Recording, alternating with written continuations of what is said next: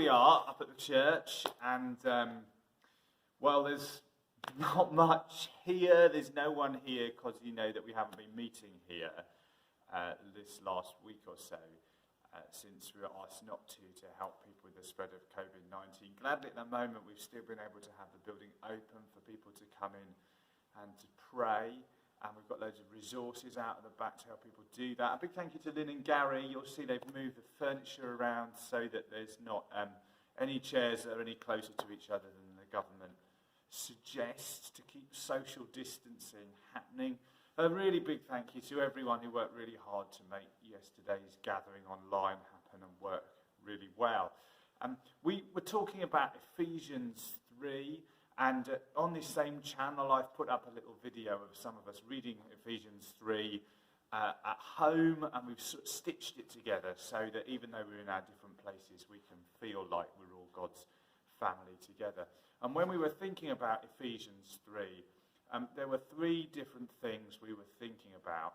The first of those was about what our name is and what our name means.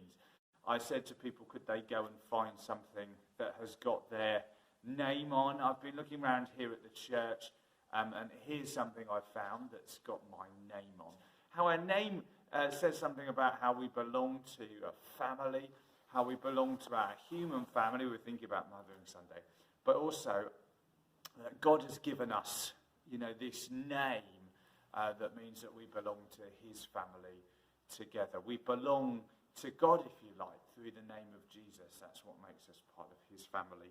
And that means that we can come to our Father at this time that's hard for all of us. We can pray to him. We can ask him to help us with everything that is sort of on our hearts and on our minds, anything that might worry and trouble us. So we're part of this family. We have a family name that we share in and that we call on. It's the name of Jesus. And when we started thinking about being rooted, we got thinking about a plant. And I said to people, can you go and find a plant? Unfortunately enough, out in the churchyard, there's loads and loads of plants. So here's just one of them that we found. So a family should be full of love, rooted and established in love, it says in Ephesians 3. And here we are out in the churchyard. We're looking at this huge cedar tree, my favourite tree in the whole churchyard. You know exactly where it is, some of you. And thinking about how we are called to be rooted in God's love for us. And that's what families are supposed to be like. I love watching parents with their children who are really trying to root them in love and help them know that they're loved. And being part of God's family is knowing how much God loves us. And think about this tree, it's rooted so well. Look how big it is. Imagine how big the roots are deep down in the ground. And the roots are doing two really important things. They're drawing in all the good stuff that the tree needs to survive, to thrive even, when it's good times, when it's hard times. And the other thing that the roots are doing is they're holding the tree firm. So the wind comes, the storms come, and the tree just holds really firm.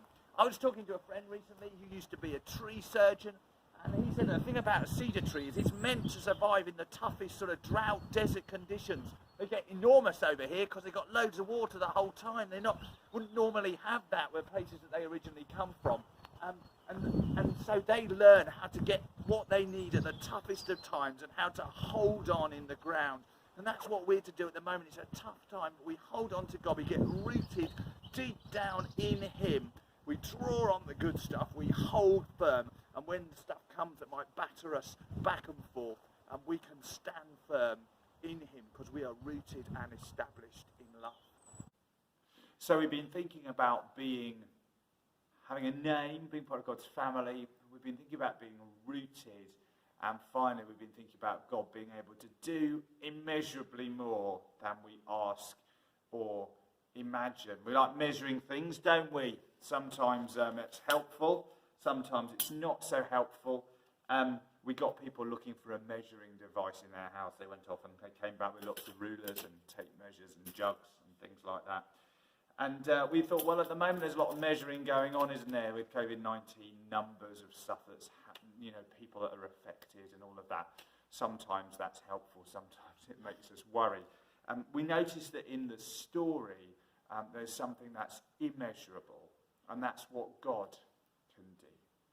So as we reflect on where we are at the moment and how we feel about how things are in the world at the moment, we might feel like we've only got a sort of little bit of faith that it could get better.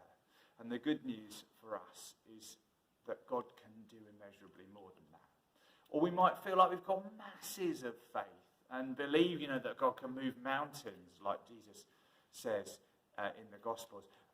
Well, if that's the case, then that's brilliant. And the good news for us then is that God can do even more than that in the midst of this current crisis in our lives through Jesus, who he has given for us. So there's loads of different things from that passage. I encourage you to have a look at it, Ephesians 3:14 to 21. I encourage you to look on our website. We've got some resources that you can think about using with your family, if that would help you as well, if you've got younger ones especially.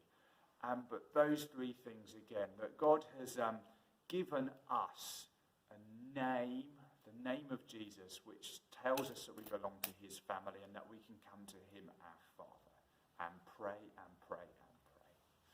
That God has rooted and established us, planted us somewhere really secure and strong. And finally, that God can do immeasurably more than all that we ask or imagine. Lots to think about, lots to pray about. I hope it helps. Until next time. Take care. God bless. Bye.